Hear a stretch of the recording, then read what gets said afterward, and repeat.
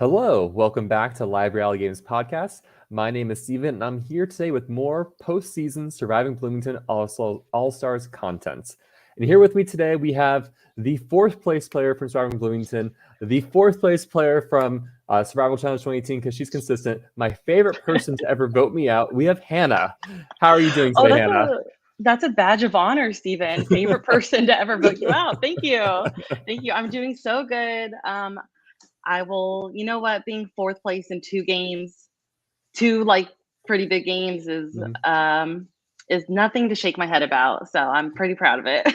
And two very different games, both in both nature of the games as well as when you played them too.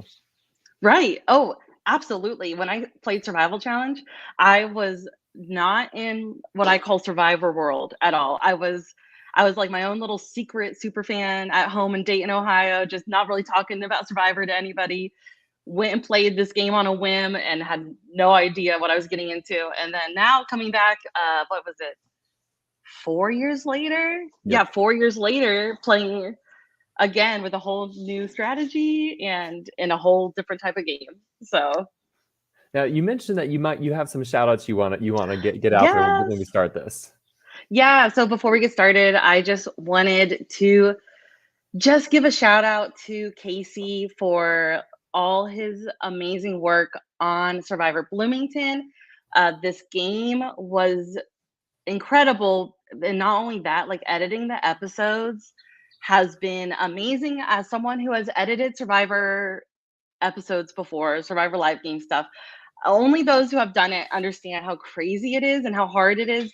And Casey, for making his first like season ever, did such an amazing job. And I'm so grateful for him and all the like giving us this gift of having the story of the season on YouTube for everybody to see. I also wanted to give a shout out to my Survivor friends.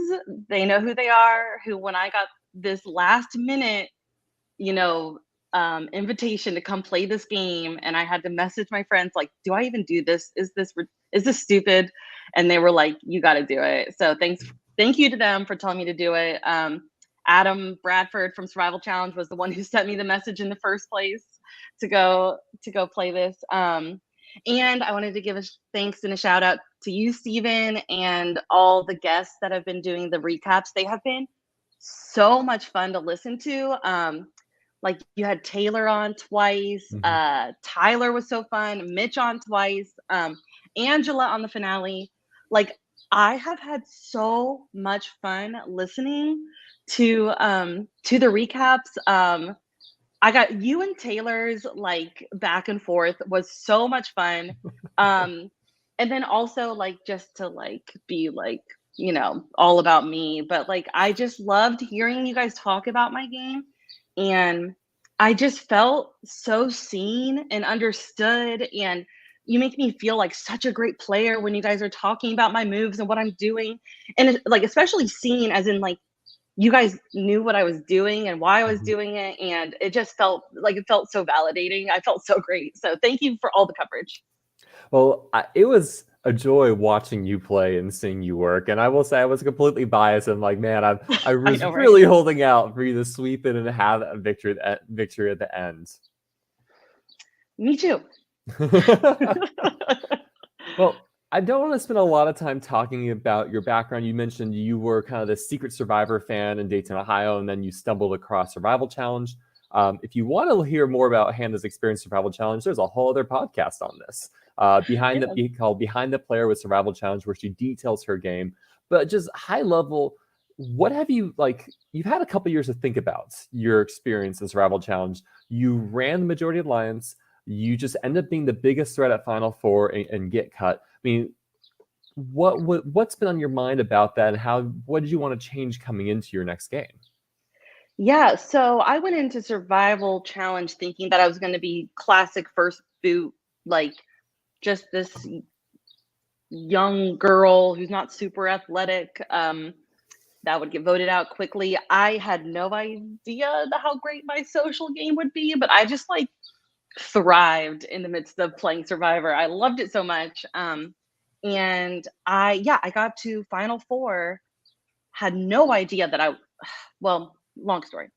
I was the biggest threat, and I had to go at Final Four, and like my only saving grace would have been winning immunity. So like, I came into All Stars. I had learned that be at the end with someone who's a bigger threat than me, even though I'd be scared of it. Be at the end with someone who's a bigger threat than me, so they get out before me. The classic shield strategy. And then and I also came into playing another game. Coming into playing my second live game, I wanted to play differently. I have played online games through COVID and post-COVID, where I got to practice different strategy and see what my strengths and weaknesses are as a player. And I came into Bloomington like wanting to like apply what I had learned about myself in to this new game. And what that strategy was, that I think I said several times in my confessionals, was that I really come across as like just sweet, kind, loving Midwestern girl. And if I make people feel comfortable with me, that they know that I've got their back and they're going to keep me as that loyal vote for a long time, I cannot show my strategic wits like publicly, or like make anything big until like mid merge, and then I could start doing stuff, because when I played online games, I showed it way too early, and I was being taken out pretty soon. Well, I also think like the nature of this game that you're playing, this an All-Star season where you are not a returning player of that cast, really also pigeonholes you as well, because you are forced to be on defense from the get-go. Yes. So like, what's funny is I was talking to Casey about coming to play last minute, and then I was like, I think I'm in. I think I'll do it. And then he goes, "Oh, it's an All-Star season, by the way." And I was like, "What?" But that you buried the lead. I know, like it ended up, being a blessing and a curse. Of course, the blessing was that I truly got to come and play like a newbie season, where I got to be whoever I wanted to be, play however I wanted to play without people knowing me, which is perfect for me. And then of course the curse was that I didn't know all the information that everybody else knew. So that was the downfall, of course, with that. I would feel like the curse would be more that you've walked into a friend group where everyone knows each other and has friends, and you're like, "Hey, everyone." Yeah, I was able to make friends pretty quickly, though, thankfully. I just knew I knew going in that if I could avoid being first or second boot, that I was golden, that I could do it. So, yeah. Well, we have a fun shout out. Hey, Dustin! Thank you for calling me an All-Star. Well, I mean, you were an All-Star season. I know. I guess officially All-Stars. That's true. Holding up. Maybe someday there will be a Survival Challenge All-Star season. Likely never, but that's okay.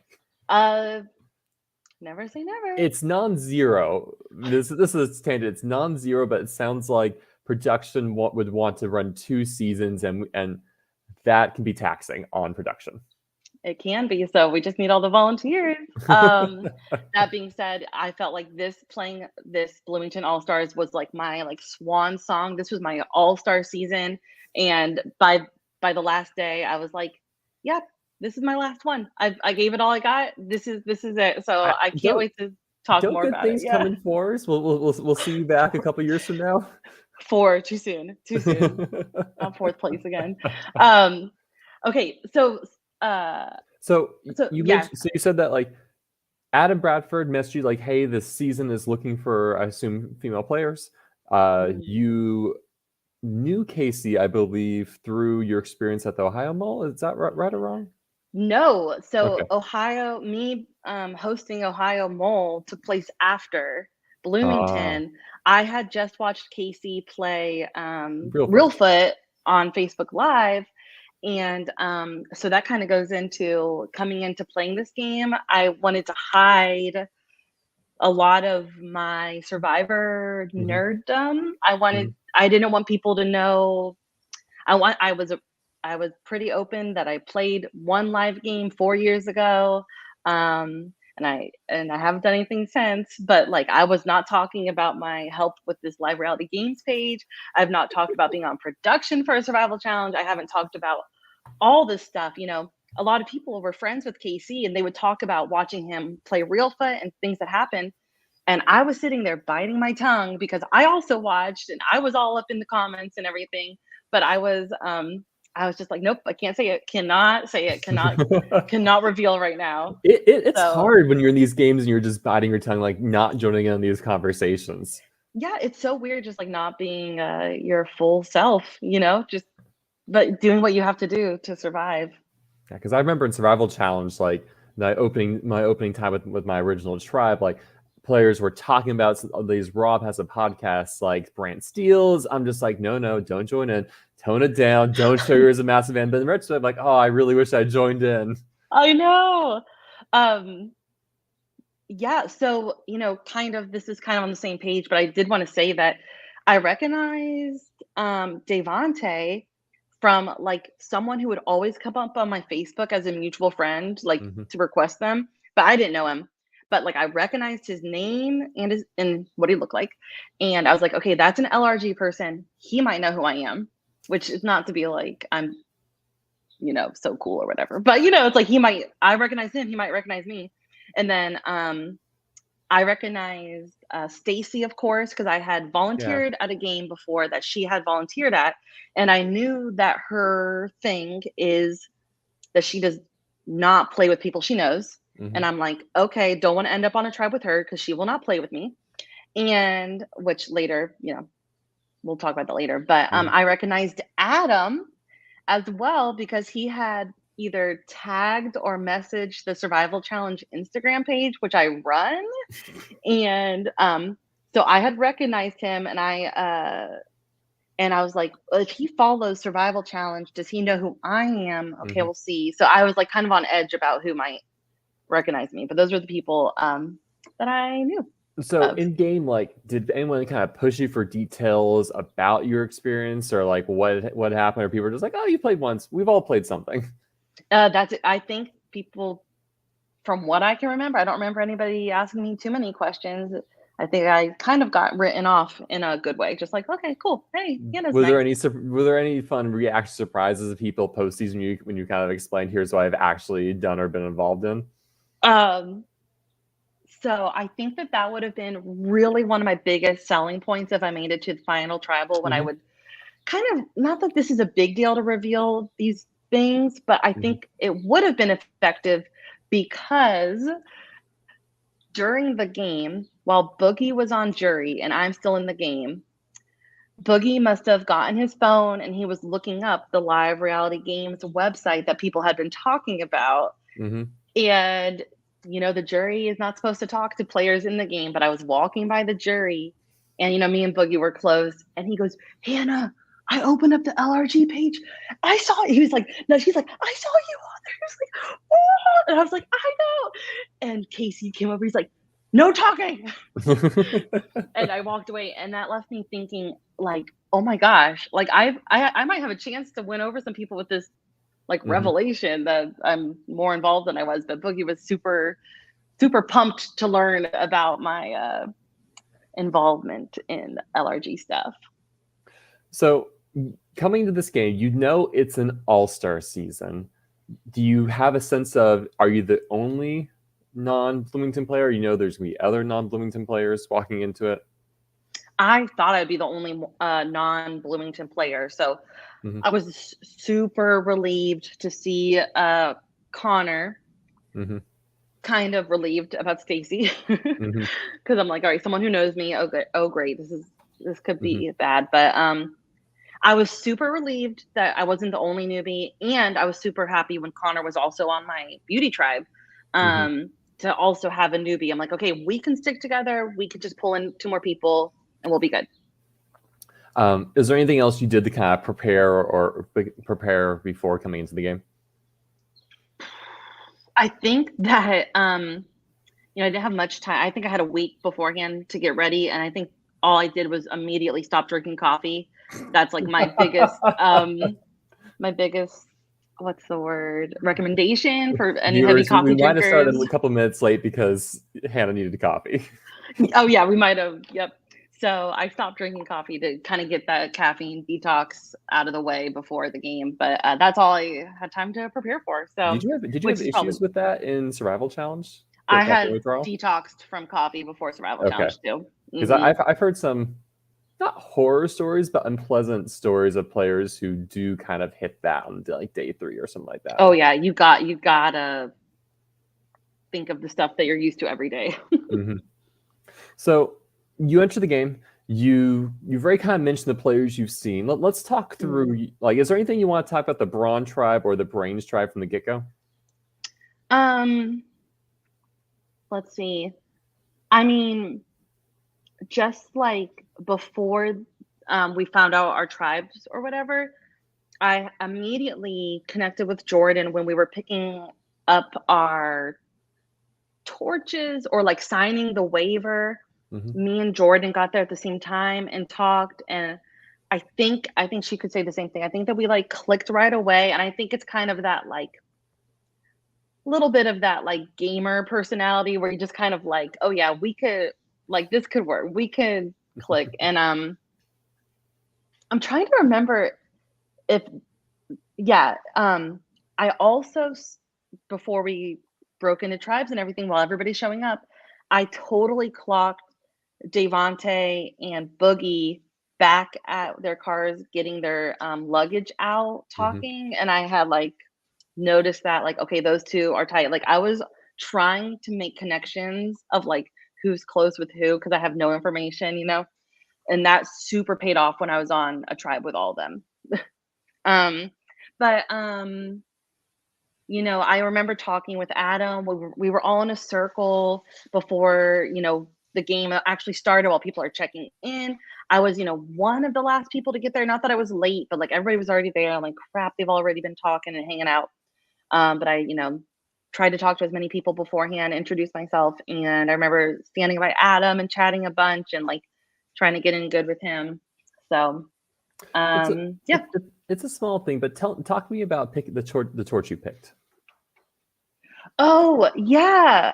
So, everybody picked the torches all had names of past players tied to them, which is really sentimental and cute for an all-star season, right? And so when I'm like looking at these torches of like what name to pick, people all have these connections with, oh, I voted this person out. Oh, this was my number one, blah, blah, blah. And I'm just like, and then there was the name Tierra, and that was one of the names of one of my students. And I'm an elementary teacher, and it was a student who had a lot of difficulties in their life. And I'm like, if she can overcome stuff, I can overcome this game. And so I'm like, this is my token of, you know, strength. Do it for Tierra. Do it for Tierra. So let's dig a little bit into this Brains tribe, right? So there's Devonte, there's Oh, beauty, you Boogie. mean? What? Oh, Beauty. Beauty. Oh God. First of all, were you surprised that you were on the Beauty tribe? Or were you like, wait, I want to be on the Brains tribe?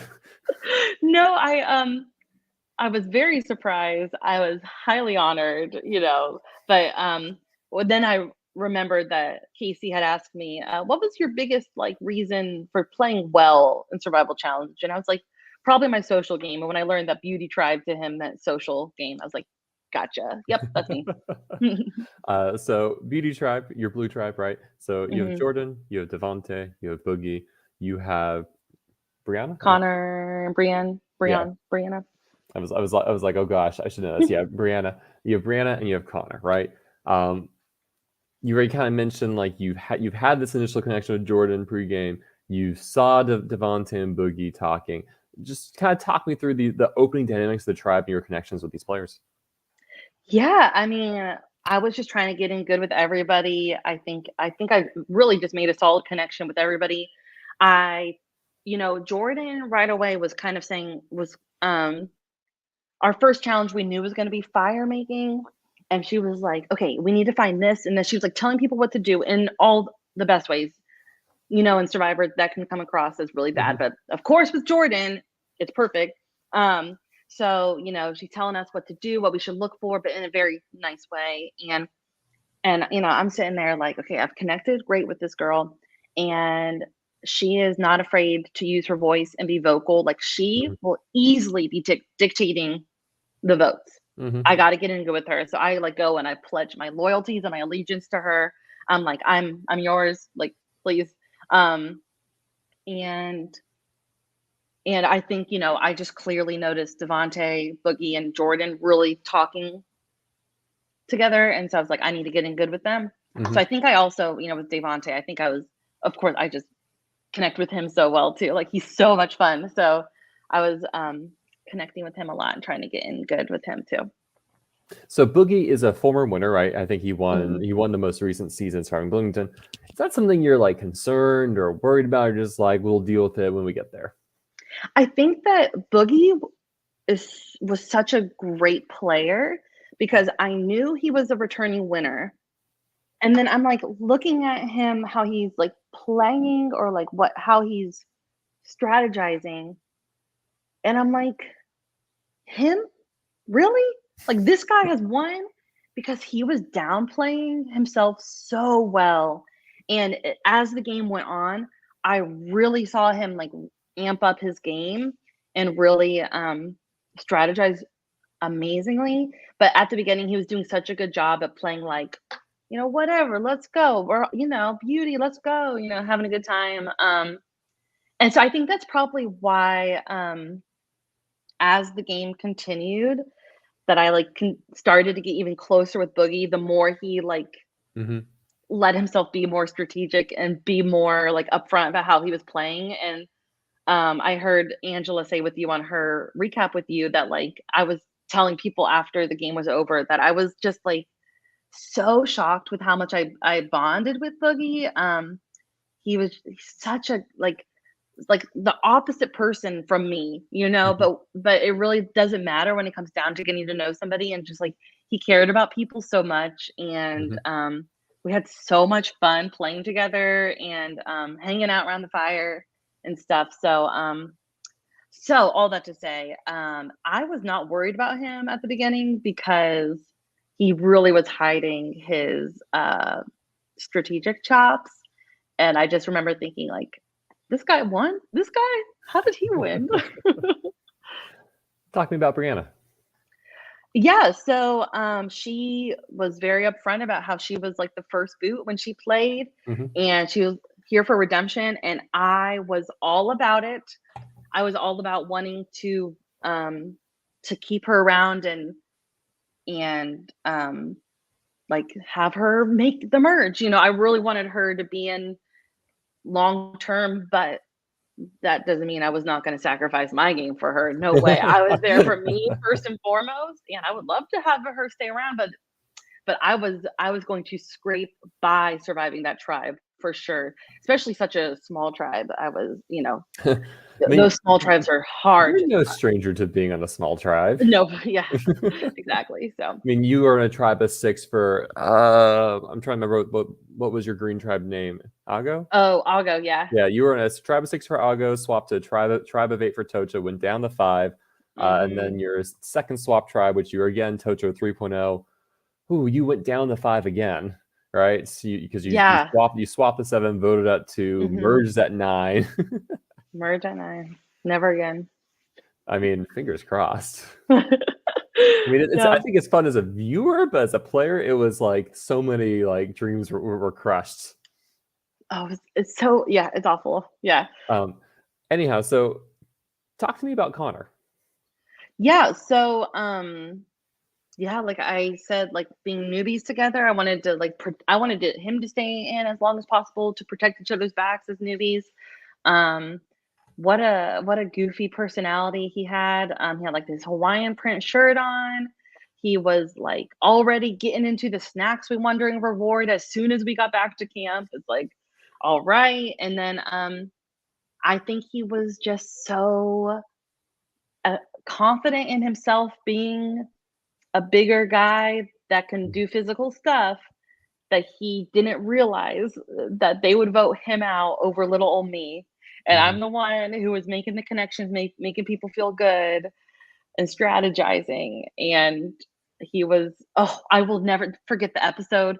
The tribal council that he got out, and Casey asked a tribal council, who feels vulnerable at this vote? And everybody put their hand up except Connor. It was beautiful.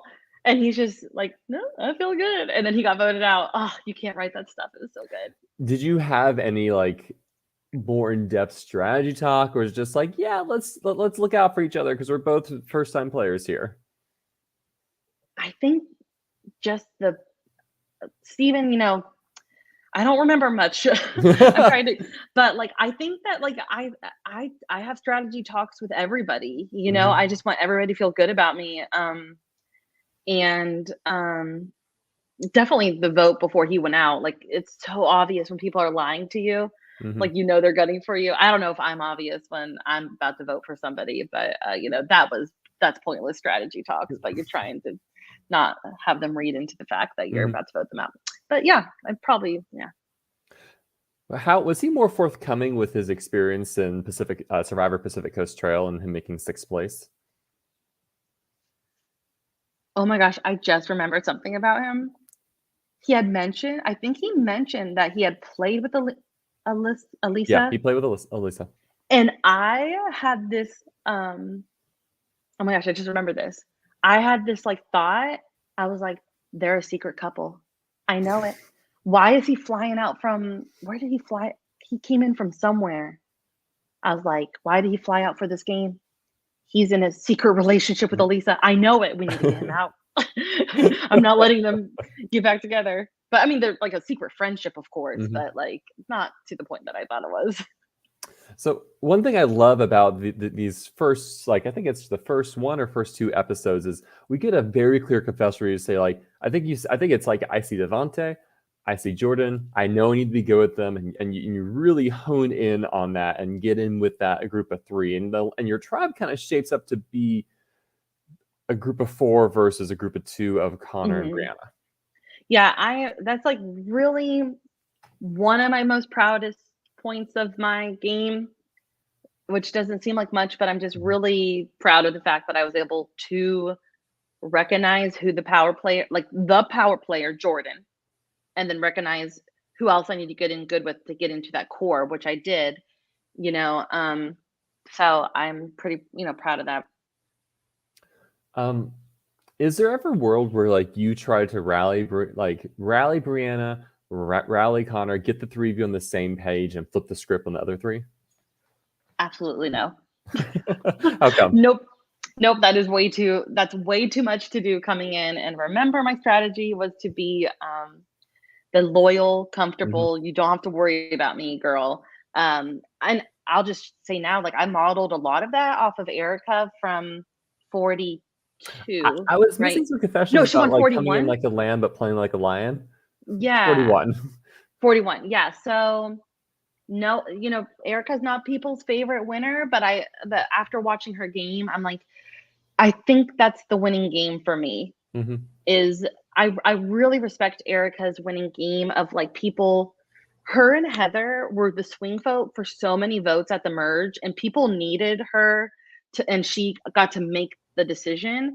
And as you'll see through my game, is that I wanted to be someone that people needed and feel good about and get to make those key decisions. Being the swing vote is my absolute favorite place to be. I love being the middle. That's how I love to play Survivor. So, so that being said, that doesn't mean I come in pre-merge on an all-star season where I know nothing and be like, bam, bam, bam, let's get them out. Take down everybody else. I guess let me rephrase. Let's say, if you know what you know now, who have been the ideal 2 people to have voted out? Let's say you can have the people voted out, no blood in your hands, not going to reach your threat level. What have been the ideal 2 people to have been voted out of your Brains tribe? Well, yeah, I would want to have Jordan voted out, right? Because she ended up winning. Sure. She was such a loyal, great ally member. Like she was the best. She had so many connections with other tribes that we got to rely on to make things happen. I needed her so bad to make other people feel good about me. Like I'm telling you, that game circulated around Jordan. Oh, yeah. And And it was Jordan's world. We were all living in it. Just kidding, just kidding. But like she was such a good, like, who knows how far we could have even made it without her. So like, yeah, looking back, it's like that would have been great to get the winner out and see what happens. Her, Devontae, and Boogie were amazing shields for me. Amazing. So, well, Jordan didn't end up being the shield I wanted her to be. So Connor and Brianna were you still think like were appropriate vote outs for you?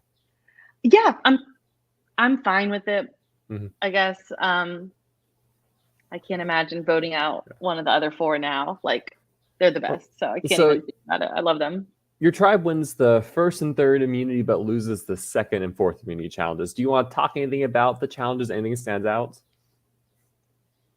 I mean, I think I'm so grateful Casey said this, but maybe he shouldn't have said this. But after the very first immunity challenge, which was very physical, where we're all carrying something really heavy and running around the torches, he said, like, all right, guys, if you guys could do that challenge, that was the most physical thing we have planned. So if you could do that, you could do anything.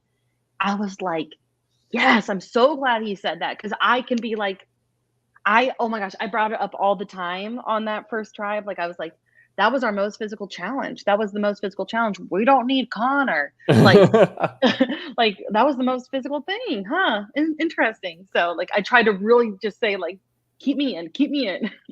So yeah, because what you gave kind of a textbook like example of how to play from the bottom of this tribe, because you get to be the decoy boots many times this season. And so the first time is with this Connor vote. How were you feeling? Like, how are the conversations going in around the strategy for this? Were you feeling pretty confident? Like, I'm getting votes, but I'm 80% sure I'm staying?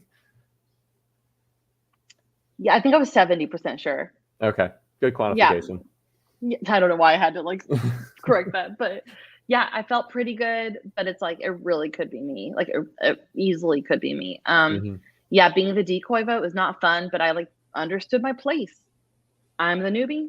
This is what I have to go through to, like, I could get idled out easily. This is my place in this game. And it got to the point, several votes in, it got to the point where people were like, if you're told the vote is Hannah, then you know it's you. Yeah, you're just like, good, I can't be a decoy vote any longer because it's not working. It's not going to help. Speaking of quantification of risk, Shot in the Dark is, we've seen in Survivors 41-44, it's being incorporated into Bloomington, right? What was your thoughts about dealing with this twist? Yeah, when it came to Shot in the Dark, it's really not my favorite thing at all in Survivor. So I was like, great. How can we work around this? And then I loved that Casey had it open-ended where it wasn't just for you. Like, you can't transfer it. I thought that was really fun to have that open idea. And I was trying to be creative in my, like, strategy of like, okay, how can I use this in the future that like would be something really fun to do? Like, maybe if I say, like, if I survive this vote, I'm going to give you my shot, or like, something fun like that would be more meaningful than just playing it once. So that's what I was like, kind of holding on to it, trying to think of. I wasn't going to play it early. I thought about it every time because I knew I would have votes, but I'm very glad how it did pay off when I did use it. In the first two votes, were you ever close to playing it, or you felt like I see the risk, but it's too risky to play it? See the risk, but too risky. Okay. I wanted to hold it on for something more meaningful than just being scared. Speaking of advantages, like, how actively were you searching for the idol in that tribe? Oh, I am notoriously very bad at finding stuff. So I don't think I searched well or much at all. So Connor goes out. You catch 2 votes. Do you know how quickly do you figure out who the second vote is from? Oh, I literally didn't care or remember. Yeah. You're just like, I'm here. I survived. I mean, I knew it was Bree, and just right. I mean, I'm sure it was Bree. So yeah. So I was just like, because she was on the outs and all that. Yeah. And so coming into the second vote, right? Were you feeling more at risk, less at risk, or you felt like, okay, I think I've found a good place to be. People want me around. Yeah, I think that I felt good, especially when the other 3 of Devontae, Boogie, and Jordan are especially Jordan, are just doing really good at making me feel good. They're like, Mhm, "No, like, it's not gonna be you. We're gonna do Brie. We're gonna do Brie. It's okay." So even when, mhm. when we're talking with her, you're good. So, like, they were just so good at making me feel comfortable. I could tell they Well, weren't lying. because you could see like that sparkle in their eye, and you Yeah, knew they were because being truthful. I can tell if people are lying to me. So one of the unique things about Bloomington versus Survival Challenge, you kind of have a full day and a half or so, day and a quarter on the ground, getting to know people and kind of cementing relationships. So Bloomington, you're there what 4 6 hours before the first tribal council. It's such Mhm. it's such a more expedited pace. It's, like, really good because, um you know, Casey's game, he's able to allow like an hour between challenges and tribal, Hmm. which is amazing coming from Yes, survival challenge where you have 15 minutes between. that's generous. Um yeah, yeah. You only, it's so so yeah, you start the game much sooner, but before that first tribal, I think he gives like, yeah, you have like 4 hours Hmm. before the first tribal, and like even like after the challenge to the tribal, he has a good chunk of time. Like he's really good at being conscious about Hmm. that. So So this is your first time really having to deal with ample scramble time. yes, yes, and it's awesome. It's so good to just, I don't know, just like real survivor of just like, Did you enjoy actually being able to pull people off to the woods for a conversation yes, versus like openly in a trail in front of everyone else? yes, yeah. Yeah, we put some things in place at Survival Challenge because I'm on production now for Survival Challenge, and we've been able to, since playing, we've been able to like allow better strategy time, Hmm. uh, rather than just being on the trail together. Just like, all right, go at it, have fun. Speed date, have fun. Yeah. Uh, Um, oh, I did want to say something mhm. about before the. It might have been after the Bree vote or right before the Bree vote. Because this is when Jordan finds the idol, Right before. and this is like a fun little behind the scenes thing, is that I knew she found the idol because we get pulled off for confessionals, and and I think her partner was helping do confessionals, and Jordan's like, "Oh, I'll do a confessional." And she doesn't go to like where we always do our confessionals or like over there, but she goes way across the field, and she's crouching Hmm. behind a tree, way far away. And I'm like, mm-hmm, mm-hmm. I know what's going on. She's opening her bag and she's showing the idol she just found. Like I clocked it immediately. And then when I watch the episodes, I'm like, when she reveals the idol, there she is crouching behind a tree showing her idol. So I clocked it. I was happy for her. I'm like happy I know where it is. I'm happy she's got it. As her ally, it's like, all right, I hope she tells me, but I understand the strategy of not telling. I hope she tells me. She never told you, Um, right? no, because she plays it at the swap Yeah. tribe. Um, but she never tells me. But I don't know if I jump to the swap? I guess before we do so, like Yeah. Connor and Stacy get voted out second and third in this season, right? And so Mhm. you ended the first day with 4 people voted out, 2 from your tribe. You're already the last like new player standing. Are you Mhm. concerned or worried or just like is what it is? Here I am. I think I'm just worried that like, well, how easy it will be to just also get me out. It's so much easier to vote out the new person. How, So how much danger would you have been in if you went to a third tribal council in that so varsity in tribe? her interview with you, Mhm. I haven't listened to the whole thing, but I did get to Jordan the part said where, she would probably voted for you. yeah, that she would have voted me out. Before we even went to the swap, I had Boogie already talking to me about like, dude, we got to get Jordan out. She is lethal. We need to get Jordan out, Okay. which felt very real. So I think it would have come down to what Devontae wanted.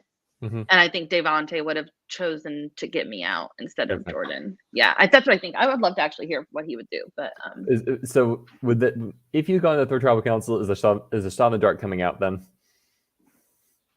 No, probably not, because you need your vote so much in a 4-person tribal, you need your vote. Um, but, man, in my Survivor history, my Survivor career, swaps save me every single time. I Like, don't feel that way I myself. love a I love a swap. They save me so well. So you Yeah. swap. Talk to me about it. So at the mutiny part of the swap, Hmm. when Devontae mutinies and Megan mutinies, a fun little behind the scenes story is that Devontae mutinies from his swap tribe with Jordan, leaving her by herself, and comes over to our tribe.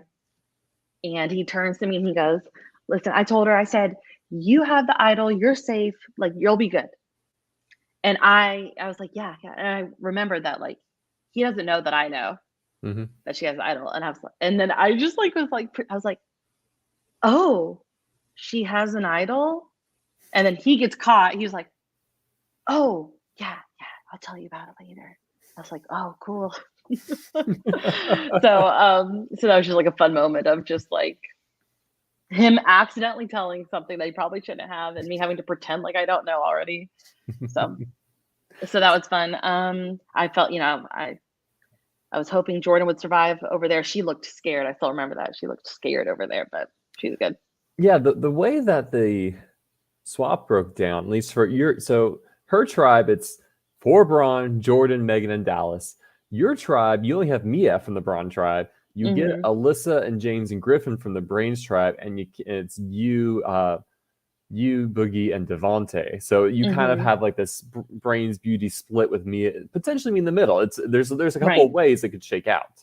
Right. Exactly. So it's either like Mia's the odd one out or essential. Hmm. So Mia is someone that I connected with absolutely right away. Hmm. And I think that everybody who watches the episodes also connects with her. She's so much fun. And her energy and her vibe is amazing. So I was all aboard train Mia train. I don't think we get a good sense of the fact you have a connection to her until after that double tribal Yeah. council. We Yeah. see the you two really talking. It's like, oh, okay. Mhm. Yeah, so, um, yeah, yeah, so, definitely thinking of strategically about that swap tribe of, like, here's where the numbers lay. Um, can we the 3 brains was it was 3 brains, right? Yeah, that was, Hmm. like, 3 brains, 3 beauties, like, can we take out one of the brains? That would be Hmm. ideal. Now, I remember again, you give one of these confessions like believe I don't remember that happened. You're like, it's Alyssa and I think Devontae. You list like these are the two people that Oh, matter. yeah. Might have been Boogie and Alyssa, but you're like, these are the two people that matter. Devontae and Elisa, Yeah, yeah. and I need to get good with them. And Devontae, you've been on the same trial, but Alyssa's a brand new person. Yeah, she is just, like, such a strong personality, once again, in all the best ways, just, like, really, really, like, headstrong personality and charismatic, and Hmm. her and Devontae were just so clearly besties, which they really should have hidden, but they were so obviously close. Hmm. When they swapped together, they both were like, "Ah!" And they were so excited together. I'm just like, "What's wrong with these people? Oh my gosh, don't they know they're playing a social game?" Did you confess And to yeah. Alyssa that I think we voted out your boyfriend? Oh, no. I probably did ask, like, "So how do you know Connor?" um, Yeah. so talk me through meeting James and Griffin then. Yeah, they were once again, I think, like, when I play Survivor, I am going to have a working relationship with every single person, Hmm. and I'm just one of those people that I just love everybody I meet, and which everybody and every single person in this cast was so amazing. I loved everybody and everybody was so fun to play with.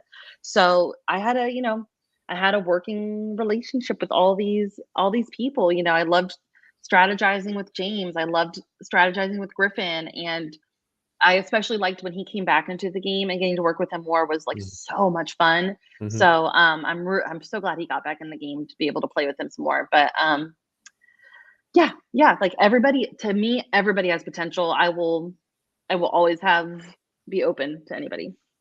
So of the 3 Brain Tribe members, who of the 3 we're looking to say, I think this should be our first boot from our tribe? Oh, I guess I was fine with it being Griffin. You're just like, I don't care. Yeah, yeah. I really wanted to work with Elisa more long term. And Griffin and James and Lisa were much closer than it seemed like. Yeah, and we were very aware that they were a duo, James and Elisa. So one of the things I want to back up and talk about is because I didn't ask Jordan this and I regret it. The tribal council set was a little intricate, right? With a lot of things at the voting podium, right? Especially the little treasure chests that you can open up, and sometimes there'd be something inside. That's where the mutiny advantages were found, and then later on post-merge, we'd see bullets hidden there. Were you always searching? Did you hear rumors or hints from people tell you, hey, I found stuff there, and then you started searching? I think Devontae did tell us that he found the mutiny in the treasure chest. And then I was like, crap, I didn't even look in there, because in one of the first episodes, Casey put a montage of me searching all over the voting booth, looking at everything, but I never opened the chest. Yeah. Which is so weird. I don't think you were the first one that votes, though, because I remember Devontae had already found it, but it's still so funny that I didn't even open it. Like, it's so weird. Your just brain is like, you know what you're supposed to do, but you aren't able to like completely do it. Oh yeah, completely. I mean, I remember in our survival challenge season, I think we all saw the idol that was hidden in that one challenge that Adam later goes and grabs. Oh, right. Yeah, or you could just like, oh, that's strange. What's that? And then Adam just like walks in and grabs it, and the character's like, well, I guess it's his. Man, yeah. So you win the first immunity challenge, right? The Braun 2.0 ends up sending Meredith home, which you'll later learn is due to idols. You lose the second challenge, and this is the challenge where Griffin gets voted out. Anything you want to talk about this? No, I was just really glad to be in the numbers with my beauty tribe, with Boogie and Devontae, and just once again playing more with them and getting to know Mia more. Like, though they were my people, I loved working with them, and they were so much fun. And this all-star cast, truly all-stars. Like, I had not heard of any of these people from LRG World that were in this Bloomington game, besides Devontae. I'd seen his name, that's it.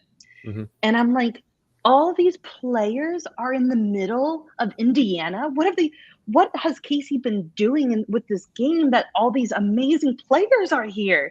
What's going on? I was genuinely shocked at how amazing these players were. So every round was insane strategy, and the next round was my absolute favorite round of the game. Okay, so Griffin goes home. This is a bit of a tricky round, right? Because we're down to the, I think, final 12. We have 12 players left in the game. Each swap tribe has, I think, 6 players right now. All right, let me double check that. Yeah, each swap tribe has 6 players. You go to the immunity challenge, and the immunity challenge is weird. You start by having a little bit of like a tea time with a random player of another tribe. You randomly get lined up with Jordan. In fact, a lot of these pairings don't seem as random, because you're like, oh, these seem like very natural pairings. I know, people like paired up with their friends. I mean, I loved Boogie and Adam were together, right? Like the 2 winners together. That was amazing. Yeah, it was like, oh, okay. Of course, I'm so oblivious. Sometimes I'm really on with my perception, and sometimes I'm absolutely oblivious. I had no idea that this would turn into a twist in the game. No idea.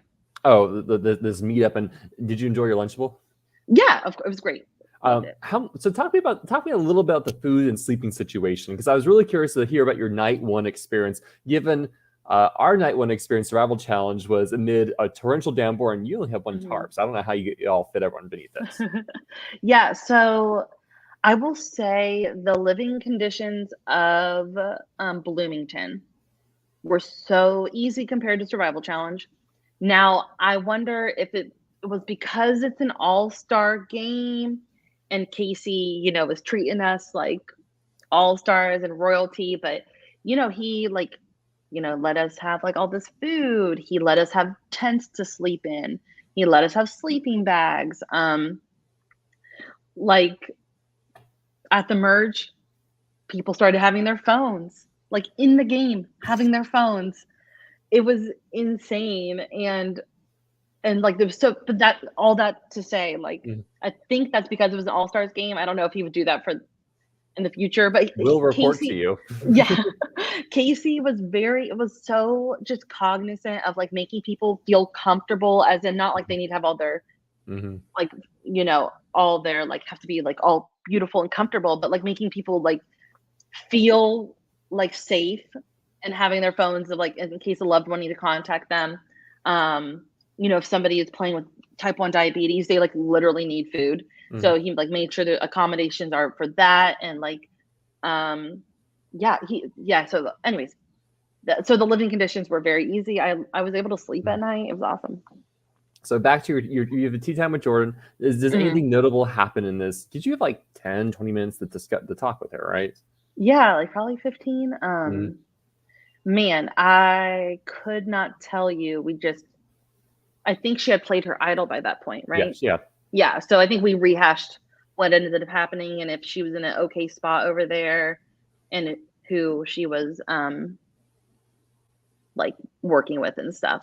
So, You then are essentially engaging in a prisoner's dilemma afterwards, where mhm. essentially, are you both going to be immune, or is only one of you going to be immune? And was there ever a world where you would have essentially betrayed Jordan and taken immunity and got and like stolen her vote or whatever the extra was? Was that ever under consideration for you? I think that the move that Dallas makes right here Mm-hmm. when he has just been blindsided by like how the votes went or like he's on the outs and so that he's the only one who sabotages his Mm-hmm. partner was like an amazing move by him. Mm-hmm. Like seriously, such an amazing move by Dallas. No offense, Devontae, Mm-hmm. but like that was such a great move by Dallas that if I was in a similar like I'm on the outs of my tribe, like I need to not go to tribal rather than just be safe. I hope that I would have been as smart as Dallas in that situation, but he did so good. But yeah, I Mm-hmm. wasn't considering uh betraying Jordan at all. Yeah. I mean, do you wish someone in your tribe had betrayed so you didn't have to do the double tribal council? Listen, I just told you that this was my favorite round. If it didn't go my way, maybe I would be singing a different song, but this So, was maybe my proudest point of any all right, let's dig game into I've it. ever So, played. so essentially, here we go. We have Dallas, who's like very grateful for your acknowledgement of what he did. Yep, I love it. Thanks, Dallas. So Dallas is the only one who betrays, right? So Devontae is the Mhm. only one who is not immune going into the first vote because everyone's immune. The other tribe, your tribe is going to do 2 votes. So it seems on face value, Devontae will automatically be eliminated, and then your Mhm. tribe will engage in a normal vote. Yeah. And all you have is one strategy session to plan out one, maybe 2 moves, depending on what Devontae's fate's going to be.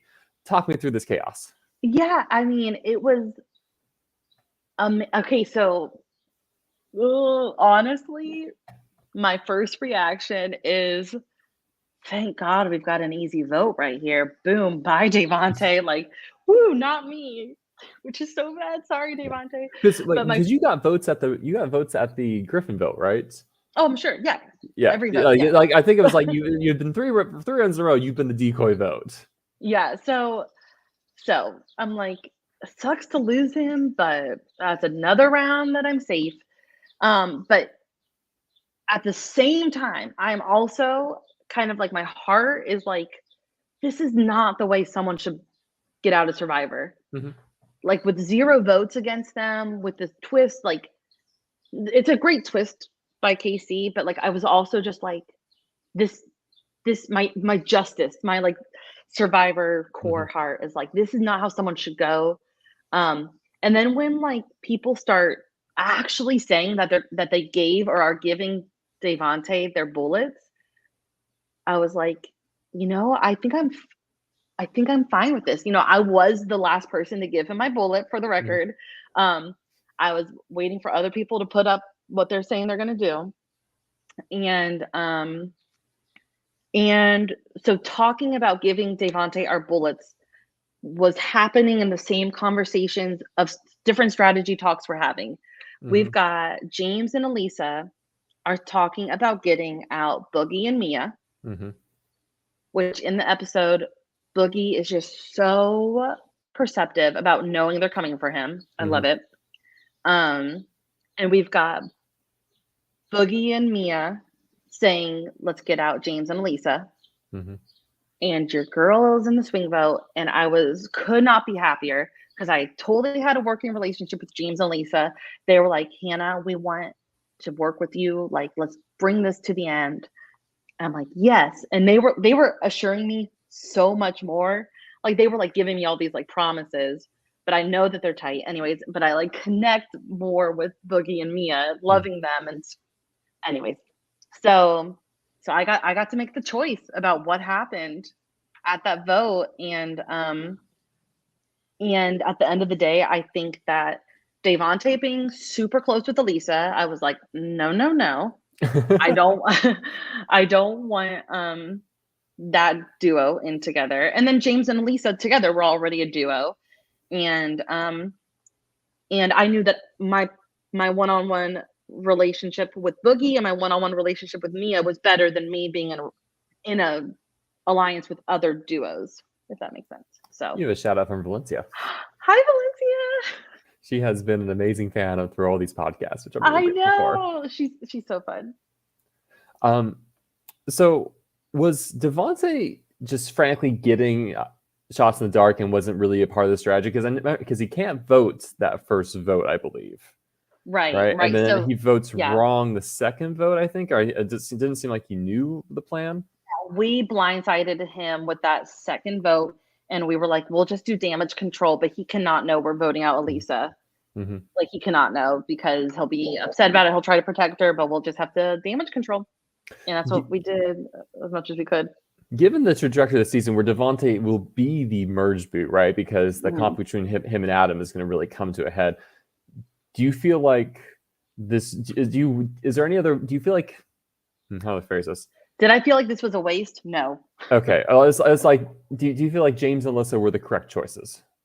Yes, I still think so. I think that, okay, well, I think later in my voting confessional, when Devontae gets voted out, I say like the shot in the dark I used to save Devontae earlier pays off right now when he's like the shield. Like, you just saved me this vote. Yeah. Like that's exactly what I needed him to be. And so I think that I'm really happy with how I played the shot in the dark for that. I still am fine with the James and Elisa of it all. I mean, if they're still in the game, everything changes, and you just don't know. Can you imagine if James and Lisa are there, let's say Stacey and Griffin still come back, suddenly you have the entire intact Brains tribe. Does this just empower Megan and Sparky even more in that merge? Who knows? I know, exactly. Yeah, exactly. So it could have, who knows? So talk me through just what was going through your head as you're experiencing all this in tribal council and you are the swing vote and your plans are working. Oh, this is my favorite episode where Casey gave this amazing montage of everybody saying they trust me. And then the confessional where I am elated to finally be in the power position. And I don't think anybody realizes it, which is also perfect. And I was just so happy to be in control after being the decoy for so long. Yeah. I think I gave Devontae my player of the week vote for this just because I was so impressed that he wasn't a Devin walking. But I know, yeah. You got the other one. Yes, yeah. I definitely was having fun in the pre-merge for sure. So this is kind of the end of day 2, and so how critical was the fallout with Devontae after this vote? I think he was pretty good. He did exactly what a good Survivor player should do, post being blindsided and having your ally taken out. I think he was like a little like, why did you do that? Why didn't you tell me? But but very good of like, I'm good.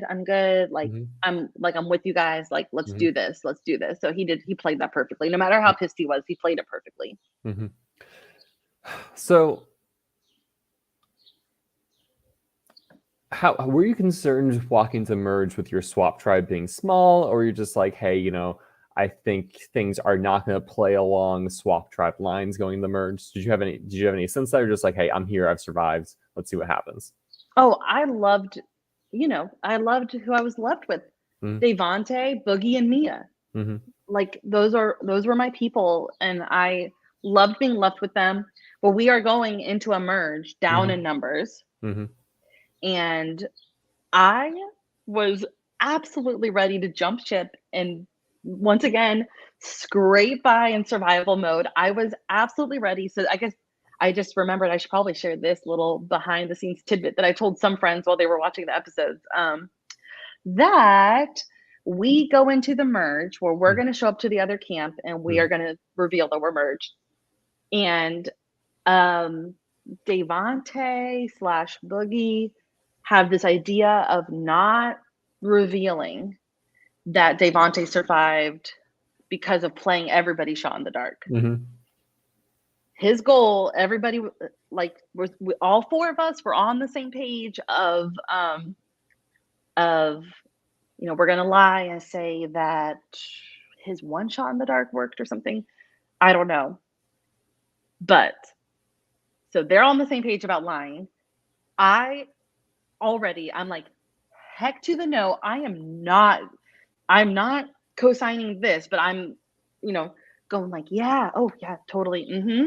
In my head, I'm already planning like, oh yeah, I am going to be the first one to tell people that is not the true story, because we have people watching tribals Yeah. that have been voted out, who there's going to be a battle back and they're going to come tell exactly what happened. Mm-hmm. I'm not going to be seen as a liar.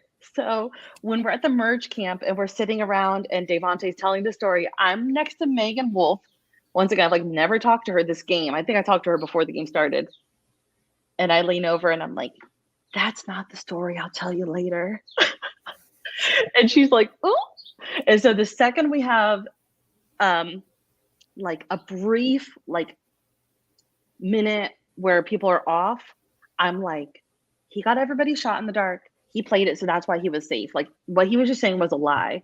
And she was like, oh, and I'm like, I'm only telling you this because like I want to work with you and I trust you and all this stuff. Like please save me, don't vote me out. I wasn't saying that, but like, basically like trying to reassure them that like you can play with me.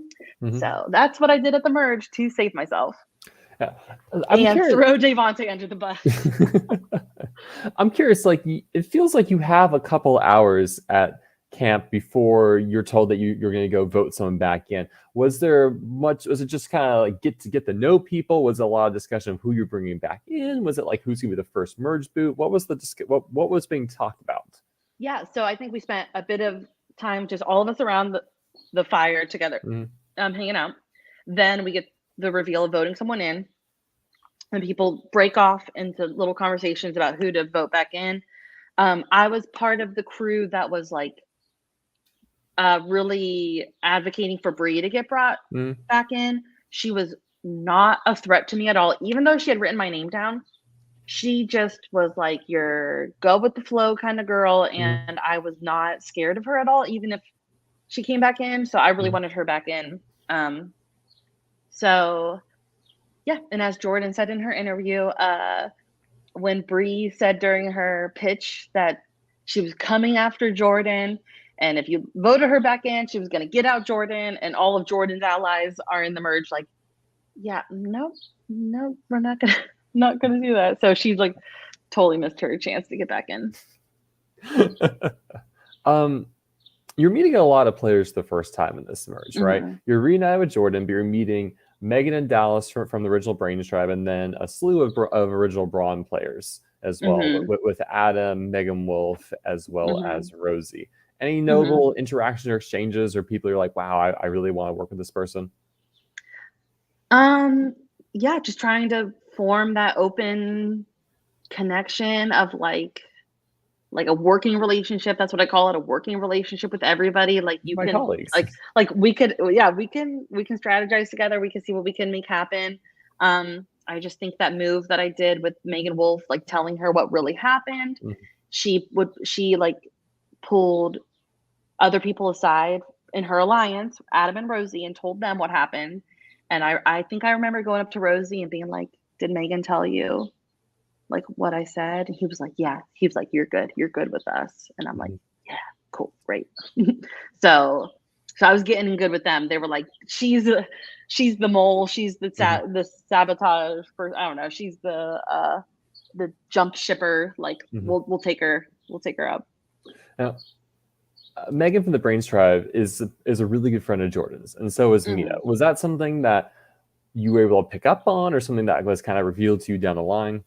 So I was able to pick up that those ladies were all close because they would say to each other, like, that they would tell me that person was good, or like I told her that you're good. Like Jordan was like, yeah, I talked to Sparky, Megan from Bronze Tribe. I talked to Sparky, like that you're good. And so I was catching that those were connections from pre-game connections, that all of them were somehow connected.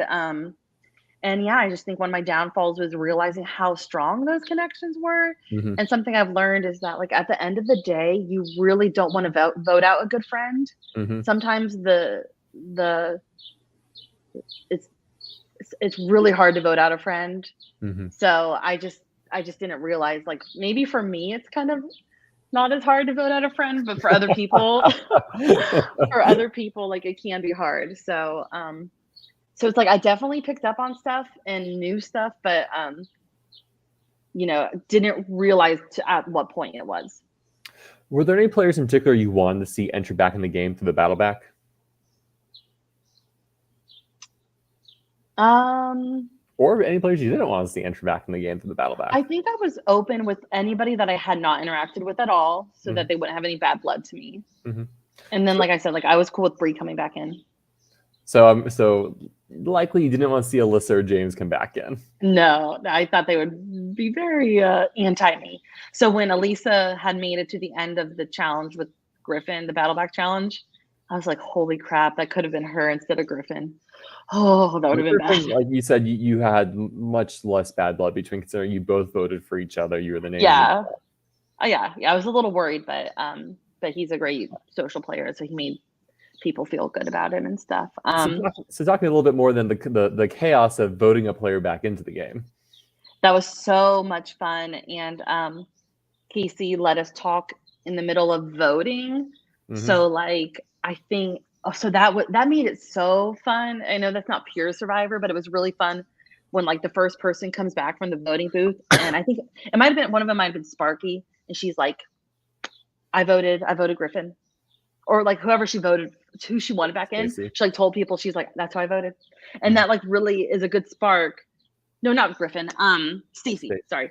Yeah.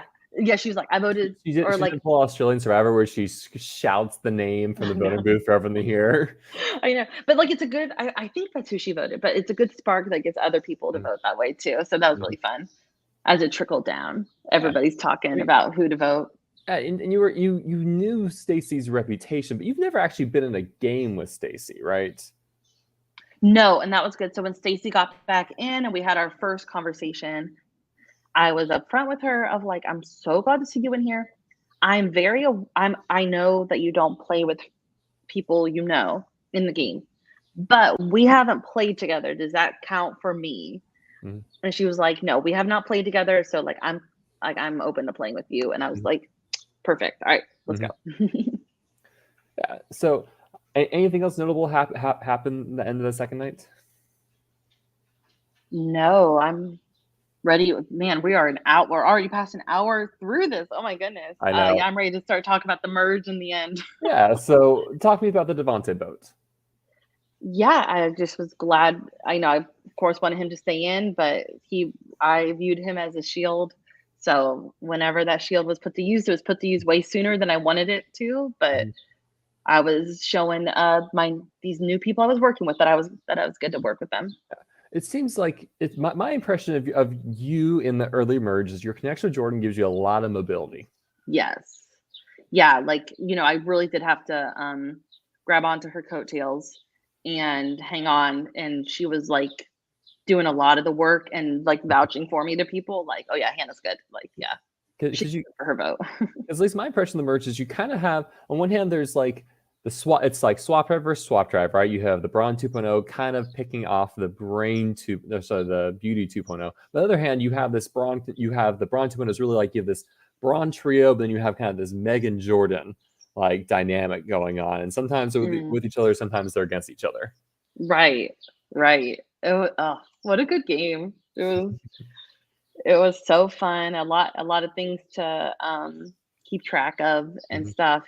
Is the next tribal the double tribal? Yeah. Yes. Okay. I did want to say about the double tribal that was also like one of my favorite rounds, and I think that just shows how these double tribals were so fun. And the reason why the next double tribal was so fun was because the double, it was really, really leaning to be like Mia and Stacy. Mhm. And or like, yeah, I think it's like me and Stacy. And once again, here I am trying to protect Mia. Mhm. And I'm like, I don't want that to happen. Boogie doesn't want that to happen. Mia doesn't want that to happen. Stacy doesn't want that to happen. We're like trying, we had spent like over an hour and a half like talking with people and trying to figure out what to happen. And my favorite thing is like it's time for tribal. And I think who came up to me? Boogie came up to me and he was like, oh, Dallas and Griffin said that they're going to work with us. Come on, come here. And I walk up and Dallas is just like, screw it. We're not doing their plan. We're going to do it what we want to do. And it was like completely last minute. Dallas and Griffin decide to do the Megan Wolf Mhm. flip. And it was just so, I loved how last minute it was and how they were just like, let's do it. I don't care. Let's do it. And I loved how they flipped the script like that. And we did still end up losing Stacy, but we got, a power player out with Megan, and that was really fun. So why Megan Wolf over Rosie or Adam? That is a great question. I think that I picked up, and probably a lot of people picked up, that we thought that Megan was, well, this is gonna sound bad, that Megan was the brains of the operation. Like we really felt like I felt like it circulated around her. I thought that she was just like the one who kind of like was smoothly Mhm. controlling things, Mhm. which I don't know if that's, yeah, I don't know if that's the correct read, Mhm. but I think that shows that Adam and Rosie were portraying something Mhm. like less threatening. As a woman, I hate saying that like another woman being smart is like super threatening, but I was threatened. So uh Adam probably had immunity anyways. I think Or is that I, the one that Dallas had? Never mind. Okay, anyways. yeah, because I think Adam. I don't. Hold on. I'll just check. I have notes on I this. think it was Dallas and Sparky had immunity, maybe. Adam plays 4 shots in the dark for the second vote, right? He plays his shot in the dark, 2 for Megan, then Jordan hands him a shot in the dark, and he Oh plays my that for the gosh. second Yeah. vote. Yeah. And so, because like Megan goes out, and your plan was to then turn on Adam next. Yeah, probably. Yeah, and so I think we wanted Megan and Adam. But the people, whoever yeah, and so I don't the remember. Yeah, so the we votes all go on got pulled Adam, up. but he plays the shots in the dark, and it ends up this isn't an episode, but it's like a 3-way tie of you, Rosie, and Stacy or something like that. Yes. Yep. Because someone, yeah, Mm-hmm. I don't super remember, but yeah, there was a tie, and then Stacy got out. Yeah. Yeah, I guess like if you knew that Adam was going to be able to play 4 shots in the dark, which was probably a very unexpected surprise to see happen. Like if you could put you can put 1 or 2 votes in someone else, who would you put them on? Rosie, Okay, you would have been fine with losing Rosie probably. Yeah, probably. then. Someone from the Braun. Like I wanted, yeah, Braun out. And probably when Jordan gave Adam his shot, that's probably when my nemesis started with Adam. My need to get Adam out. I did not like that he was her shield, Hmm. and I did not like that he was going to continue to be in this game. And I've already told him before that we're good. We were so good, but I've Mhm. already told him, like, I did not want to end up at the end with you and everybody being like, "How did you go to the end with a winner? That's so stupid. You don't go to the end with a winner." So I mean, I was and you like, might I have don't been at want a to be point where this. you're saying like, "Yeah, I know, and I did everything in my power to try and not let this happen." I know. And then yeah, so like I just got so hung up on it, and he was not in my end game at all, and I Mhm. hated that he was in other people's end games as their shield, and I was like, "No, y'all are supposed to be my shield. You don't need your own shield. Like, stop this." And so I wanted him. Okay, that's this is probably where it all Okay, started. so did you know that Jordan had handed him the shot in the dark? Yes, Okay. I either saw it or figured it out, but I'm pretty sure I saw the handoff.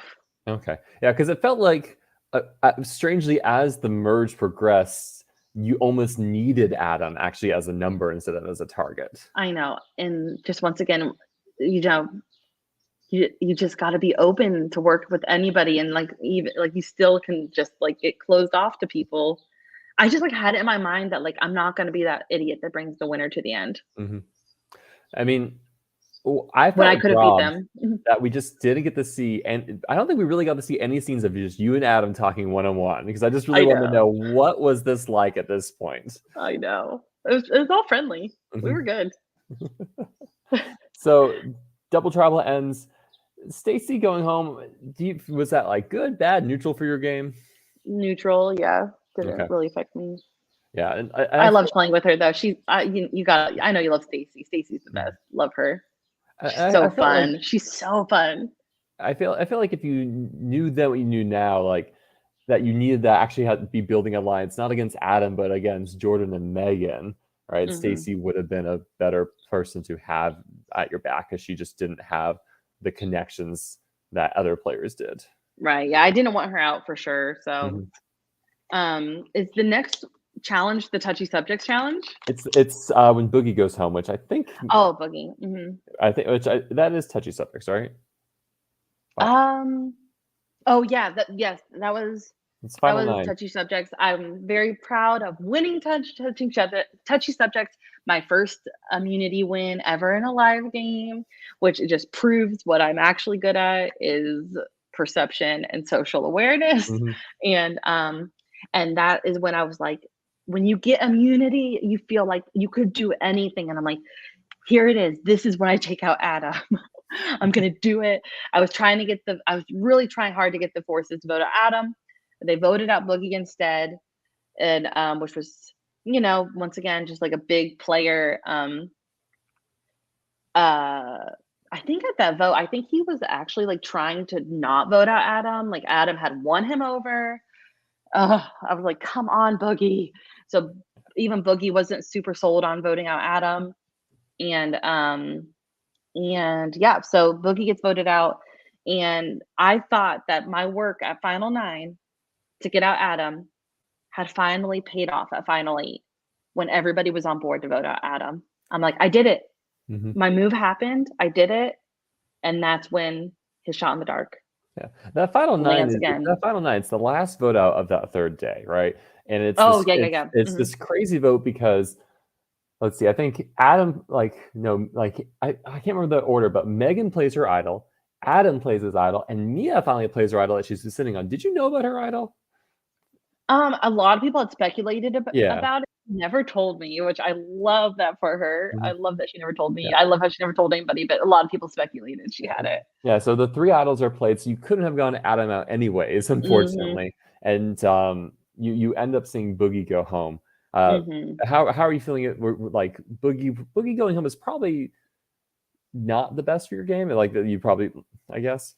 Yeah, like, I definitely feel like the votes are not going how I would love for them to go. Like, Mhm, I did get that Megan Wolf vote to happen. I still got my girl Mia in here.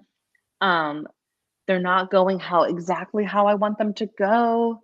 Um, but, like, I'm still here. mhm. I'm still fighting and, like, I'm trying to make moves happen, and like I said, like, at Final 8, like, something that I had been wanting to happen was happening, and I'm like, "Oh, finally," and then Yeah, that gets, yeah. So, because Final Light's a big round because one thing I love about your confessional is gave a very clear indication of, "I'm gonna lay low, I'm gonna build Mhm, relationships, I'm gonna pop up and sucker punch at final 7. That's when I'm going to make my move and then really show people where I'm at. And I guess, I mean, in your head, if Adam goes final 8, who is that? What's the big move you want to claim at final 7?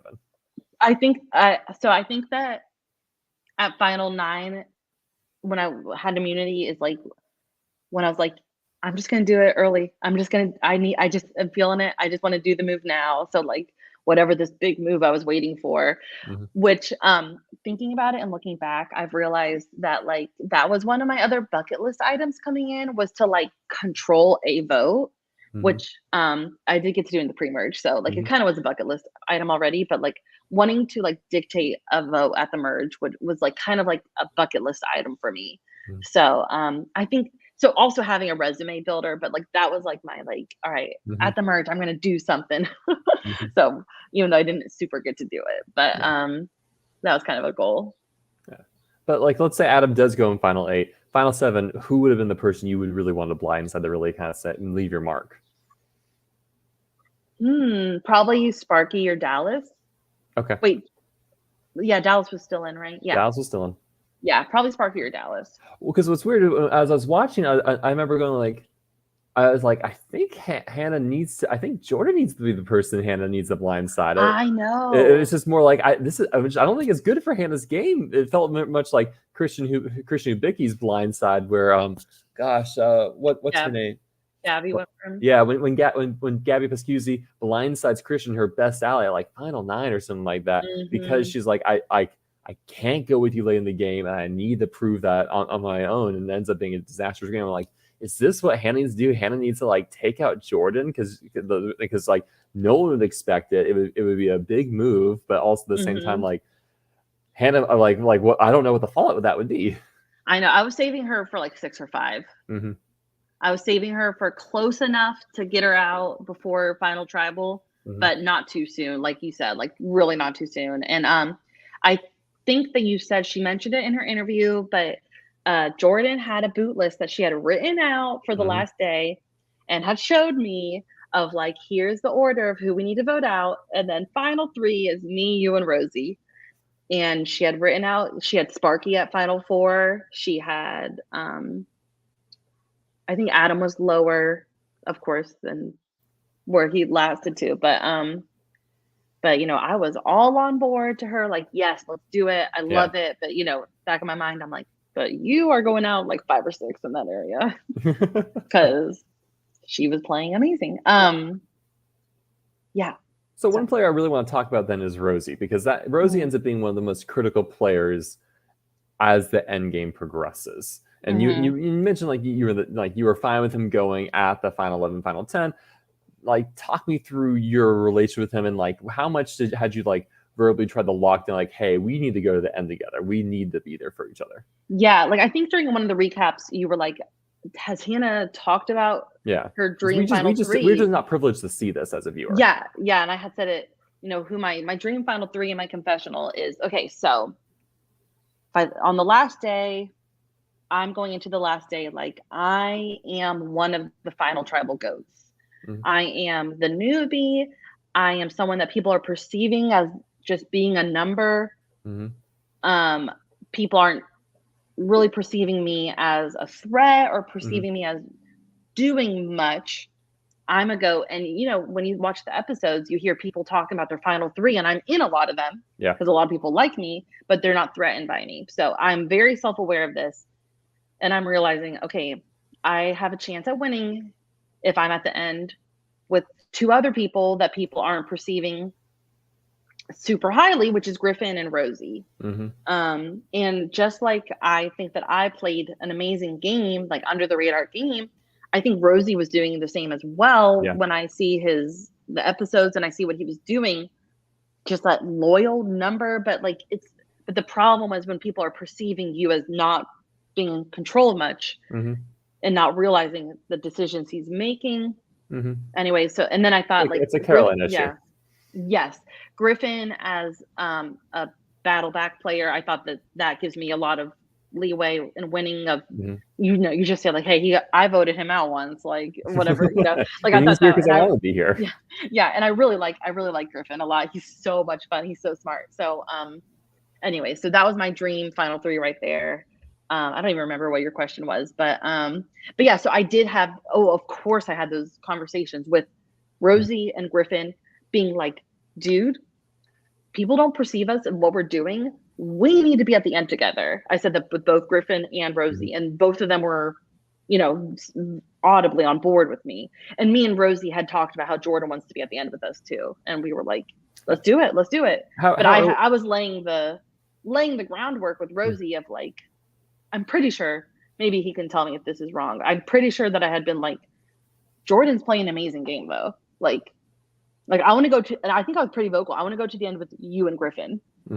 Like I was very upfront about that. How early were those conversations happening? Like, or is this like evening day 3 kind of thing? Oh, either the evening or that morning. Okay, definitely. Was Dallas an acceptable substitute if one of them went home?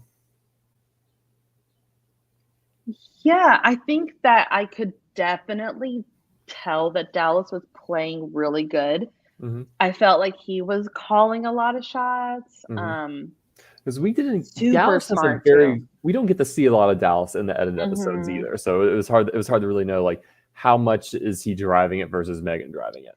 I think he was getting the perception of playing really well. So I was worried about him for sure.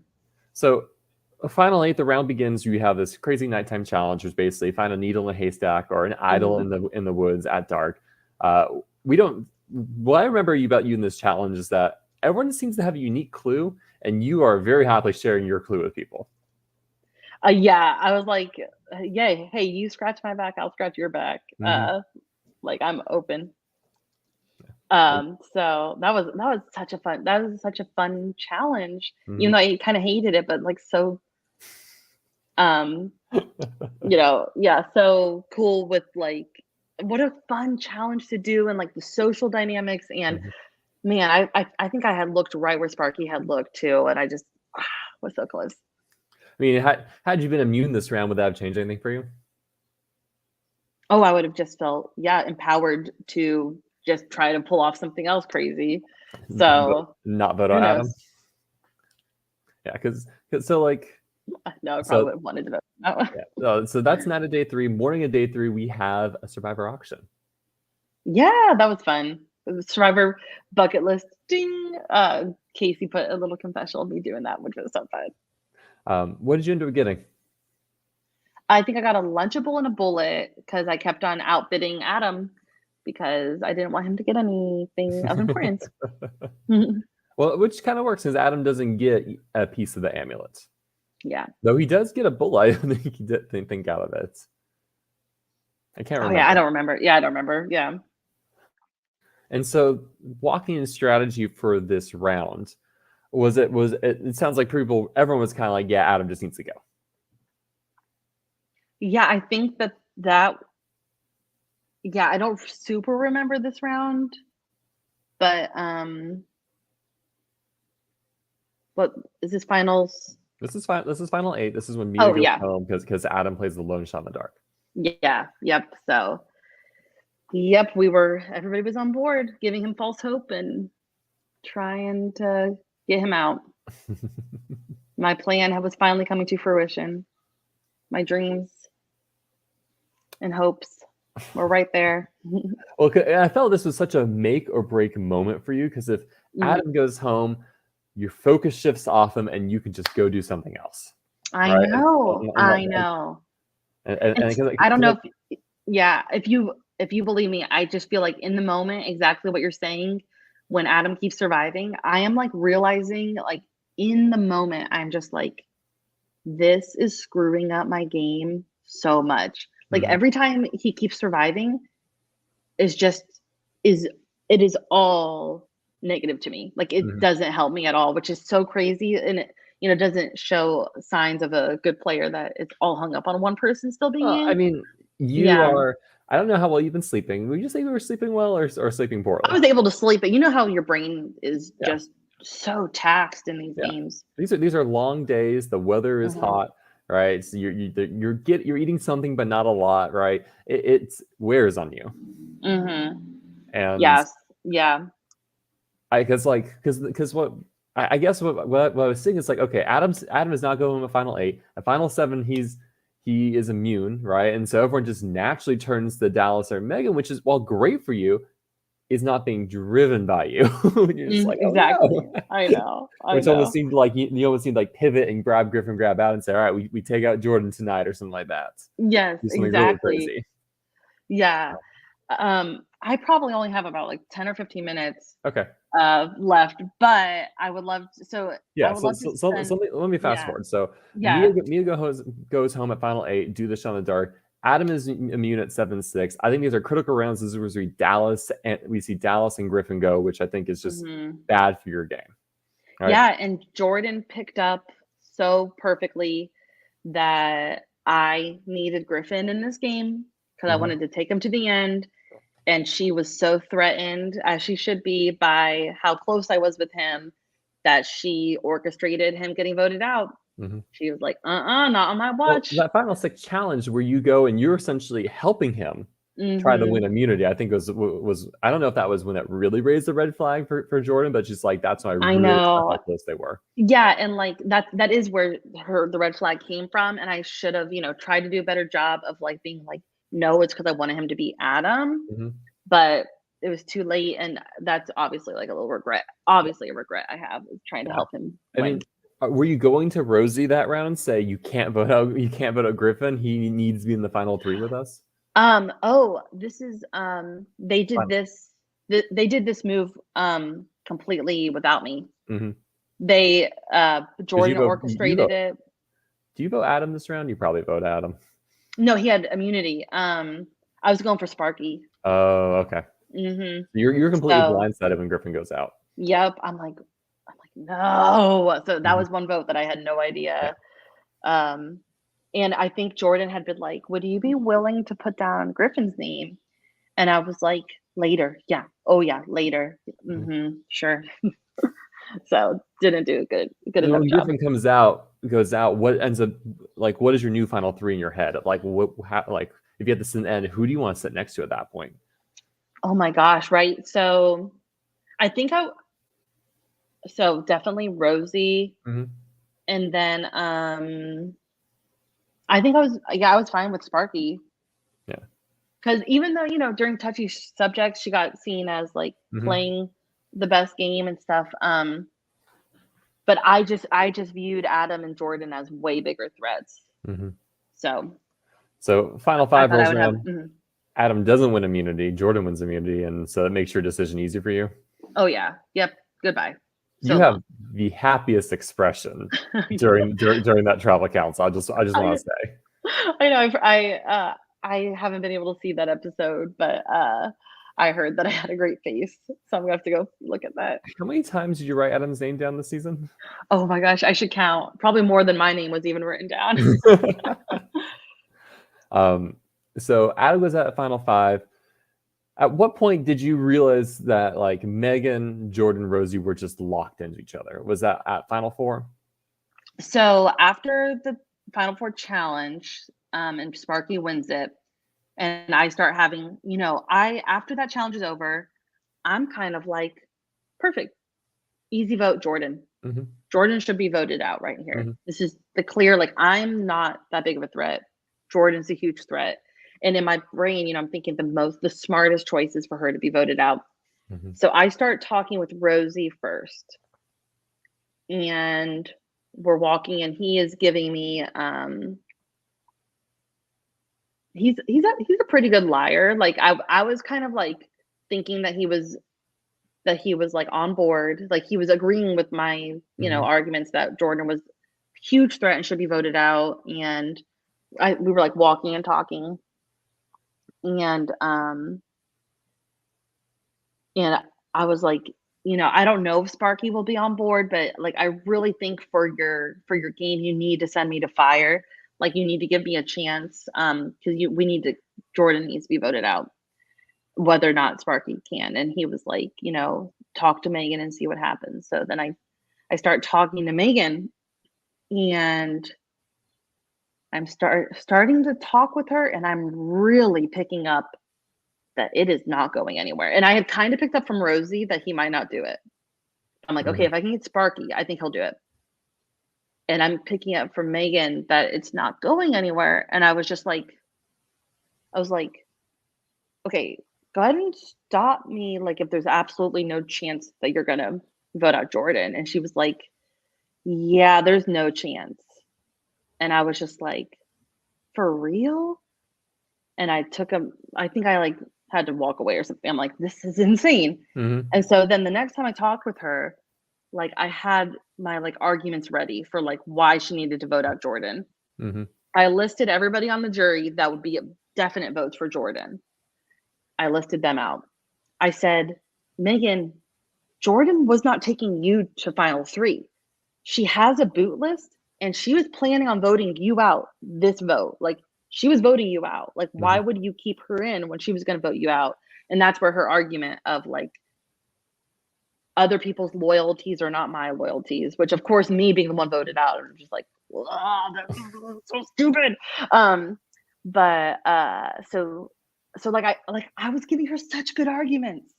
She was not going to take you. She's going to win votes. Like people love her. People are friends with her. And you know what her argument is just like, Hannah, I don't know your game. I don't know. You might win too. And I'm just like, that's the thing. It's like I might win, but you know Jordan's so good. And you know, like I get it, but I just think, you know, there was a much more obvious move. And then this is where it comes down to like, I had no idea how close they were. I didn't know until this point about how they were meeting up before the game several times to hang out and strategize and pregame. Jordan had gone to Sparky's shows, like her concerts, like her shows. Like she had gone to those. Like, yeah, how do you vote out someone like that? You know, who has been putting in this work? I think I personally might have been able to because I am heartless, but but you know, Megan wasn't budging at all. And then I think I talked to Rosie one more time, like with a more aware mindset of like, he might not budge either. And then in my conversation with him, I totally picked up that there was absolutely no chance he would even bring me to fire, even though I'm laying out what you guys even said on the podcast, on the recaps. You guys are like, he needed to send Hannah to fire because he needed this move. He needed to get Jordan out. And you know, once again, like Jordan had such a strong relationship with him as well. They had been voted out together during their season and, you know, had been really close since then. And yeah, so it was a very emotional time for me. Yeah, during this point, like I was very emotional. Casey pulled me aside for a confessional and we were walking to that confessional and I was just crying. I was like, I don't know if I can like or like we started filming the confessional and Casey, like I will just forever be grateful for him because he like decided to stop having confessional. He was like, Hannah, let's just sit down and talk. And like, I just basically had a free therapy session from Casey where, you know, we just talked about like what I was feeling, what I was going through, because I was going through, like, I had thought I had fixed my mistakes from Survival Challenge. I had thought I made Final Four with someone who was a bigger threat than me. I wasn't getting that mistake fixed. I wasn't, you know, like all that I had gone through that game to see the end in sight, to actually, not that I would have won, I would have had a shot, but like just not even getting to make it there. It was all culminating, and Casey was just so good to like really give me that time and space to be able to like process it all when you're just an emotional mess at the end of a 4-day game. No, you have a lot of Beethoven playing for your big episodes. I know he gave me a beautiful send-off. Like I'm gonna forever be grateful for people to like be able to see the game I played and see what I went through. I'm so grateful that like this is out there because it was such a meaningful time for me, such a monumental thing for me, and like I'm so grateful for it to be out there, which is just, it's just a 4-day Survivor game, but you know, to us it is a big deal, and it is like, you know, the end of my Survivor live game career, even though it's only been 2 games, but it feels like a lot. No, that was my last game I mean, does this mean You'll you're still open to your mole career? I know my mole career. Hey, one and done. I won one and I'm done. But maybe I'll play like a 1 day game in the future, something quick and fun. But these long games, oof, nope, never again. For me, the longer the better. Yeah. Yeah, so, like, I just feel so fulfilled after this game. Like, I feel like I proved myself. I played how I wanted to play. I got to be, a swing vote. I got to be under the radar. I got to make some really fun moves. I got to win immunity for the first time. So I felt so accomplished, like Mhm. satisfied. I feel so satisfied in how I played, even though I didn't win. Um, I just that even though it's such a crushing vote out, like I felt so good about how I played. Um, you're going in the jury. Are you locked in for Jordan or are you open? I am like 90% locked into Jordan. Mhm. Um, but open to see if anybody could change my mind. But I was team Jordan for sure, as you can tell through how my whole game went. Your jury question to Jordan, were you talking to me about that question and the Oh answer? yeah, because it wasn't in the episode, Yeah. what I asked Jordan, but I said, um, "Jordan, can you share with everybody the boot list you wrote?" Oh, Valencia, Team Hannah, I love it. I was like, "Tell everybody about this boot list you showed me, this morning." And she Mhm. was able to pull it out of her bag and talk about that every vote went how she wanted. Um, and I just was like, I just really felt like that game just circulated around her, Mhm. and she played it masterfully, and was able to balance, having some great, like so many great pregame connections, which could burn you easily, but she was able Mhm. to play with fire very well. And like, everybody says you kind of vote for the person who plays the game like you play. And I think I said this in my voting confessional or something, but like if I was playing an All Stars game, I feel like I would want to play it like how Jordan played it Mhm. for sure. I know we have like 2-3 minutes left. I'd like to ask you just Mhm. some very rapid fire questions. Just say the Oh, first do thing that it. pops in Yeah. your head. Oh no. So, favorite moment of camp life? Oh, just being around the fire with my beauty allies, with Mia, with Boogie, with Devontae. Oh, love those people. Favorite challenge? Touchy subjects because I got to win it. Favorite or like what food were you missing the most in game? What food was I missing the most? I don't know. I'm always missing Chipotle. Doesn't matter Uh, if I'm in a game or not. lowest moment in the game for you? That beautiful time before Final Four Tribal when I just realized that all my hopes and dreams had been crushed, and I just was crying. Favorite highest moment in the game for you? Being the swing vote in the pre-merge double tribal was the best. Who surprised you the most? Who surprised me the most?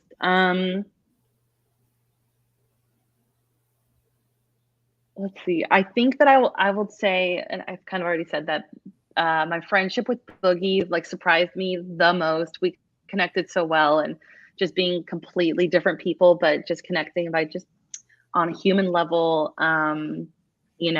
Rest in peace, Boogie. I'm so sad that he's not with us anymore. Mm. And every time I think about him, I just think about how much joy and life he brought to any conversation he was in, and how I want to also emulate that in my life of just like loving people, having fun, and yeah, just live like how Boogie would live.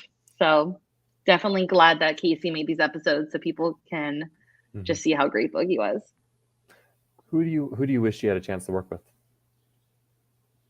Ooh,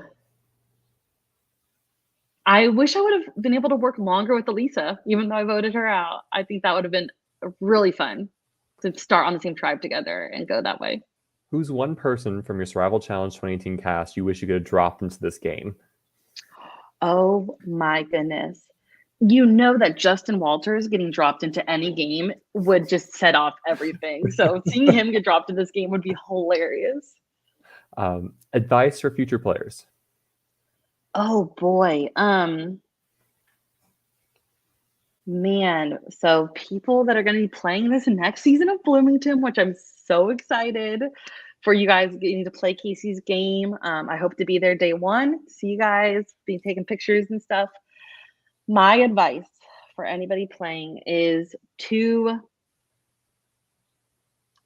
I think, really be observant to where the idols could be hidden at camp. I mean, this last season, he had them hidden like right at the watering hole. He had clues hidden up in the trees, tied up in a tree. Like he had, bullets in the voting booth. Hmm.